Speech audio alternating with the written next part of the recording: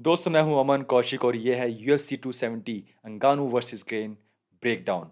इस साल का पहला पेपर व्यू कार्ड और इस साल का पहला title defence. Current champion Francis Ngannou पहली बार अपनी बेल्ट डिफेंड करेंगे against the interim heavyweight champion Ciryl Gane. दोस्तों जो मेरी पिछली वीडियो थी उसमें मैंने बताया कैसे कि ये जो फाइट है ये सिर्फ एक एक फाइट नहीं है दो आदमियों के बीच में। यहाँ बहुत सारी चीज़ें चल रही हैं बैकग्राउंड में। ऑब्वियसली फ्रांसिस के साथ जो जो उनकी बातचीत चल रही है विद यूएफसी, उनके कॉन्ट्रैक्ट को आगे बढ़ाने के लिए, लंबा करने के लिए, उसमें और फाइट्स ऐड करने के लिए, वो अब तक ख़त्म नहीं हुई हैं। ये लास्ट फाइट है उनके कॉन्ट्रैक्ट पे। और अगर ये फाइट वो जीत जाते हैं तो ऑब्वियसली उनके पास एक और फाइट हो जाएगी बाय डिफ़ॉल्ट। और अगर नहीं जीतते ये फाइट तो ये इसके बाद क्या होगा, no one knows. So but again ये फाइट है फ्रांसिस नगानू वर्सेस उनके पुराने टीममेट, पुराने coach, UFC, contract, respect, ego, fans. बिट मैसी दोस्तों, थोड़ा सा मैसी है। और ये भी एक पॉइंट है जो कि एक शायद एक रोल प्ले कर सकता है। दोस्तों एनीवे स्टार्ट करते हैं इस ब्रेकडाउन को और देखते हैं स्टैट्स क्या हैं। हमारे पास हैं champion Francis Ngannou, 16 fight 3 losses against undefeated Ciryl Gane. एक बहुत बड़ा होता है साइकोलॉजिकली एक एडवांटेज कि यार मेरे पास अब तक एक भी लॉस नहीं है, आई एम अनडिफीटेड। कॉन्फिडेंस एक बहुत बड़ा रोल प्ले करता है। सेम हाइट है। ऑब्वियसली दोस्तों फिजिकली थोड़े से ज़्यादा बड़े दिखाई देंगे आपको फ्रांसिस इंगानू। चाहे वो कहीं पर भी जाएं वो फिजिकली बड़े होंगे जब कोई भी वो फाइटर हो इन MMA. So yes he has that size, he has that aura कि हाँ ये एक हैवी वेट चैम्प है। रीच 2 इंच की उनके पास एडवांटेज है। 81 इंच रीच है विद सिरिल गेन। ज़्यादा डिफरेंस नहीं है बट ओवरऑल दोनों ही फाइटर्स हैं और लगभग सेम आपको दिखाई देंगे जब वो फाइट करेंगे आपस में ना। क्योंकि हमने देखा है कि जब सिरिल गेन ने फाइट की थी against Derrick Lewis, I I felt कि डेरेक लुइस एक बहुत बड़े हैवी वेट हैं जस्ट लाइक नगानू। उनका वेट 260 to 265 तक पहुंच जाता है आराम से। बट उसको ढंग से हैंडल किया था गेन ने। सो ऐसा नहीं है कि अब तक सिरल गेन ने किसी बहुत बड़े फाइटर के साथ फाइट नहीं की है जो कि बहुत बड़ा साइज है, पावर है। डायरेक्ट लुइस फाइट एक तरीके से उनका I would say pre board exam था क्योंकि उनके पास वही सेम काइंड ऑफ फाइटर था जो कि साइज में बड़ा है, वन नॉकआउट पावर है, थोड़ा सा स्लो हो जाता है लास्ट के राउंड में। तो इस तरीके से उन्होंने एक टेस्ट दे दिया है बड़े एग्ज़ाम से पहले जो कि है वर्सेस इंगानू। अगर बात करें जो हमारे पास एडवांटेज है, डिसएडवांटेज है, तो सिरिल गेन नो डाउट उनके पास ज़्यादा ऑप्शन है स्ट्राइक्स करने के। अगर आपने उनकी फाइट देखी है, चाहे कोई भी फाइट देखी है, वो सिर्फ एक अपने पंच पे सारा अपना जो गेम नहीं खेलते। उनके पास पंचेस हैं, एल्बोज हैं, किक्स हैं। ही इज़ आई थिंक वो ज़्यादा कंप्लीट फाइटर हैं कंपेयर टू फ्रांसिस। हालाँकि लास्ट फाइट में फ्रांसिस ने जो दिखाया था, जो लेयर है कि वो सीख रहे हैं ग्राउंड गेम भी। जब फाइट जाती है ग्राउंड में कैसे वो उछल के पीछे जाके बैक लेते हैं स्टीपे की, एक बहुत बड़ा मोमेंट था। क्योंकि जो पहली फाइट हुई थी स्टीपे वर्सेस फ्रांसिस उसमें ऐसा नहीं दिखा। उसमें जब फ्रांसिस नीचे गिरते हैं तो लाइक एक एक बड़ा टेडी बियर गिर गया है फर्श पे और वो कुछ नहीं कर रहा है।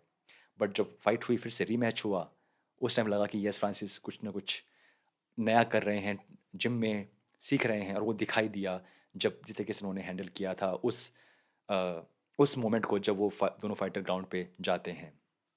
But yes overall I think Cyril gain के पास ज़्यादा ऑप्शंस हैं, नो डाउट। मोमेंट्स एक बहुत बड़ा आप ये वर्ड बार बार मुझसे सुनेंगे या आपने पहले कहीं पे सुना होगा कि जिस तरीके से मूव करते हैं सिरिल गेन, वो बहुत ही अनयूजुअल है एक हैवीवेट फाइटर के लिए।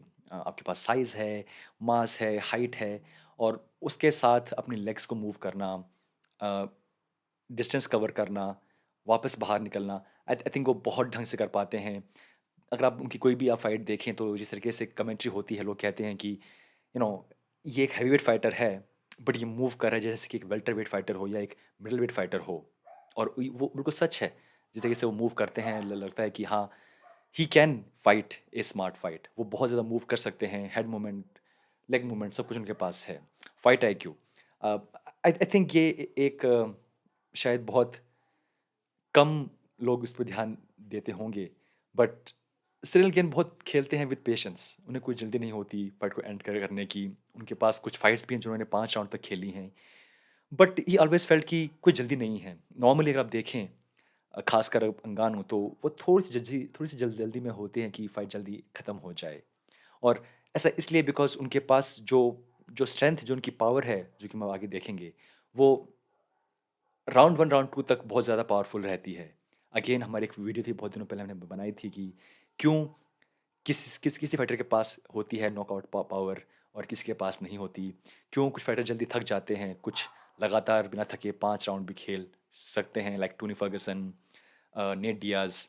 क्यों ऐसा क्या है उनमें? तो yes, that is advantage. Better cardio obviously अगर देखें कंपेयर करें तो ये बात साफ़ है कि अगर ये फाइट जाती है राउंड 2 के बाहर, तो बहुत मुश्किल होगा फॉर फ्रांसिस कि वो सेम पावर से वो पंचेस थ्रो करें जैसे कि वो राउंड 1 राउंड 2 में करेंगे। पावर एक है बस जो कि उनके पास डिसएडवांटेज है, इसके अलावा एवरीथिंग इज़ इन ब्लू। बात करें अगर फ्रांसिस के बारे में, ऑब्वियसली नॉकआउट पावर उनके पास है। एक पंच, एक हल्का-सा पंच अगर छू के भी निकल गया वो काफ़ी होता है उनके अपोनेंट को नॉकआउट करने के लिए। और क्योंकि वो एक उनका साइज़ ऐसा है जब वो आगे बढ़ते हैं, अगर आपने देखा हो जब उनकी फाइट हुई थी अगेंस्ट बहुत सारे लगभग एवरी फाइट जिस तरह वो आगे बढ़ते हैं और एक्सप्लोसिव मूवमेंट करते हैं और फुल पावर से पंच फेंकते हैं, तो वो जो टाइम होता है द अपोनेंट बिकेम्स लाइक कि क्या करूँ मैं? मैं पंचेस से बचूँ या मैं काउंटर अटैक करूँ या मैं पीछे जाऊँ, मैं क्या-क्या करूँ? और उस मोड में अगर एक हल्का से छू भी जाता है और वो गिर भी जाते हैं, तो उस टाइम पे ऑब्वियसली फ्रांसिस बहुत हावी हो जाते हैं। सो येस, उनके पास नॉकआउट पावर है, उनके पास एक्सप्लोसिव मूवमेंट है। हालाँकि वो बहुत कम टाइम के लिए होता है, बट अगर उस अ, फ्लरी में वो जो मोमेंट जब आप लगातार वो 2-3 पंच मार रहे हैं और एक कनेक्ट हो भी गया, आई थिंक वो बहुत होता है नॉकआउट करने के लिए। ड्यूरेबल, चिन, मुझे लगा कि जब उनकी फाइट हुई थी अगेंस्ट स्टीपे, पहली फाइट, उसमें बहुत बहुत उन्होंने क्लीन पंच भी उन्होंने खाए थे। बट आई फेल्ट कि उनके क्योंकि मेबी उनका साइज़ इतना ज़्यादा है और उन्हें बहुत कम डैमेज लिया है, उनकी चिन अब तक बहुत सॉलिड है। No problem there. वहाँ पे अगर वो एक स्ट्रेट पंच भी खाते हैं या कॉम्बिनेशन भी खाते हैं, I think he can handle it. वो नॉकआउट नहीं होंगे मेरे हिसाब से। उनके साइज़ पे आई थिंक ये चीज़ आई थिंक थोड़ी शायद नेचुरली आती है, बट वो ऐसा इसलिए भी है बिकॉज़ उन्होंने बहुत कम अब तक डैमेज लिया है। अगर आप वो एक फाइट छोड़ दें अगेंस्ट स्टीपे, आई थिंक वो फाइट छोड़ के overall I think he is good. बहुत कम डैमेज उन्होंने लिया है। जो है एक डिसएडवांटेज वो है 5 राउंड कार्डियो और ये एक बहुत बड़ा रोल प्ले करेगा। मेरा ये मानना है, मेरे प्रेडिक्शन है कि फ्रांसिस बहुत स्लो स्टार्ट करेंगे। क्योंकि वो जानते हैं कि ये 5 राउंड फाइट है। यहाँ पे अगर मैं सारी अपनी एनर्जी खर्च कर दूँगा बहुत जल्दी तो मेरे लिए ही मुश्किल होगा। तो मेरे हिसाब से वो बहुत पेशेंस के साथ खेलेंगे राउंड 1, राउंड 2 और हाँ, अगर कुछ मोमेंट ऐसा आया जहाँ लगा कि यार आई कैन एक्सप्लोर नाउ तो वो करेंगे कोशिश करने की knockout. But I don't think कि वो जानबूझ के चेज़ करेंगे गेंद को कि यार आज उसे पकड़ता हूँ मैं उसको, कहाँ पर है वो? किस कोने में छुपा हुआ है? बाहर निकल। आई थिंक वो चेज़ नहीं करेंगे मेरे हिसाब से, वो स्मार्टली खेलेंगे। अगर हम ये बात सोच सकते हैं यहाँ बैठे-बैठे, तो ऑब्वियसली उनकी टीम ने ये बात बहुत ढंग से समझ ली होगी कि नॉकआउट चेज़ नहीं करना, अगर आता है पास आपके तो ठीक है, but let's not Chase. Limited weapons उनके पास जो ऑप्शंस है वो बहुत कम हैं और ऑब्वियसली अगर कंपेयर करूँ मैं गेंद तो बहुत ही कम है। एक एक पॉइंट ऐसा आया था लास्ट फाइट में उनके अगेंस्ट ही जब उन्होंने एक हेड किक की थी। बहुत ही अजीब लगा मुझे वो देखते हुए कि एक इतना बड़ा फाइटर फ्रांसिस नगानो हेड किक कर रहा है। अ, ओह! और वो एक सॉलिड किक थी। ऑब्वियसली वो एक एमएमए फाइटर हैं तो वो जिम में सब कुछ वो करते हैं प्रैक्टिस, किक्स, एल्बोज़। बट जब मैंने उनको देखा पहली बार लेग किक मारते हुए मुझे बड़ा अजीब लगा, वो भी सर-सर पे। सो आई डोंट थिंक कि वो ऐसा कुछ करेंगे अजीबो-गरीब जिससे लगे कि उनकी एनर्जी है वो कम हो। As in he will not try to do takedown. Possible है कि वो करें किसी मोमेंट में आके let me try takedown. But I don't think कि वो एक पार्ट होगा कि यार लगातार let me just go for takedown. अगर आता है मोमेंट तो ठीक है बट मेरे हिसाब से वो ज़्यादातर ट्राई करेंगे कि वो हल्की-फुल्की किक्स डालें, लो किक्स, ना कि हाई किक्स, ताकि एनर्जी उनको प्रिजर्व रहे। और let Cyril Gane come to him, उनके पास हैं सिरल गेन, और उन्हें टच करें, नॉकआउट करें। या ऐसा मोमेंट वो ढूंढेंगे जहाँ पे पास आ रहे हैं, कुछ एक्सचेंज हो रहा है बिल्कुल बहुत पास, या ज़्यादा स्पेस नहीं है गेंद के पास पीछे जाने का, वो कहीं फंस गए हैं किसी को कॉर्नर में, किसी एंगल में, वहाँ पे वो ट्राई करेंगे नॉकआउट करने की। आई थिंक एक बड़ा पॉइंट रहेगा। बट दोस्तों, देयर इज़ नो डाउट कि अ, ये एक ट्रू टेस्ट होगा उनके अपने पूरे करियर का, बिकॉज़ स्टीपे को हराना डेफिनेटली बहुत बड़ी बात थी।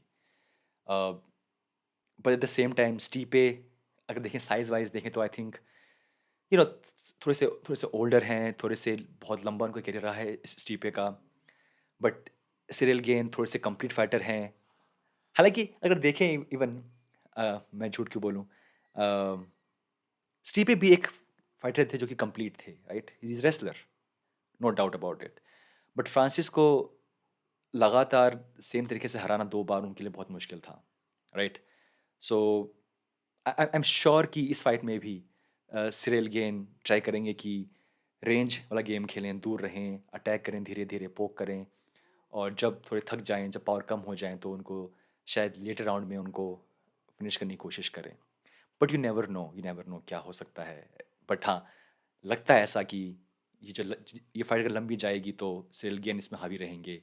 एंड इसमें कोई बड़ा कोई ये रिसर्च नहीं है। ये आप जानते हैं कि muscular fighter, knockout power is equal to less cardio. ये मैथ है। आपके पास ज़्यादा पावर है, आपके पास ज़्यादा मसल्स हैं, मीन्स आपका कार्डियो है वो लंबा नहीं चलेगा। एग्ज़ाम्पल आपके पास बहुत सारे हैं। नंगानू हैं, कॉनर हैं, अम, आपके पास यूएल रोमेरो हैं, राइट? जो कि कई बार वो एनर्जी कंज़र्व कर रखते हैं, और फिर वो, हालाँकि यूएल रोमेरो ने जो पूरा उनका स्टाइल है फाइटिंग का, उसको इस तरीके से ढाल लिया है अपने अपने कार्डियो के बैंक के ऊपर, कि वो एक्सप्लोसिव बहुत कम खेलते हैं, ज़्यादातर वो अपनी एनर्जी कंज़र्व करके खेलते हैं। उन्होंने सीखा है ये धीरे-धीरे करके with experience. Again muscular fighter, knockout power. तो दोस्तों एनीवे ये बहुत ही दोस्तों इंटरेस्टिंग फाइट है। अगर मुझे करना हो प्रिडिक्ट, आई वुड से कि शायद शायद गेन के पास ज़्यादा एडवांटेज है इस फाइट में। बट मैं पहले भी बहुत बार गलत साबित हुआ हूँ। So you never know. कभी भी एक पंच अगर किसी किसी उस उलझन में जब पास आ रहे हैं, दूर जा रहे हैं गेन, और उस उलझन में अगर एक पंच लैंड हो गया, मे बी शायद गेम बदल जाएगा। अगर नॉकआउट में वो नहीं भी होते हैं, तो फिर भी आई थिंक जो गेम प्लान है शायद वो उससे दूर हो जाएँगे। पर दोस्तों this is amazing fight, and I can't wait कि क्या होगा। थैंक यू सो मच दोस्तों। लेट्स सी क्या होता है। मिलते हैं नेक्स्ट टाइम। Take care.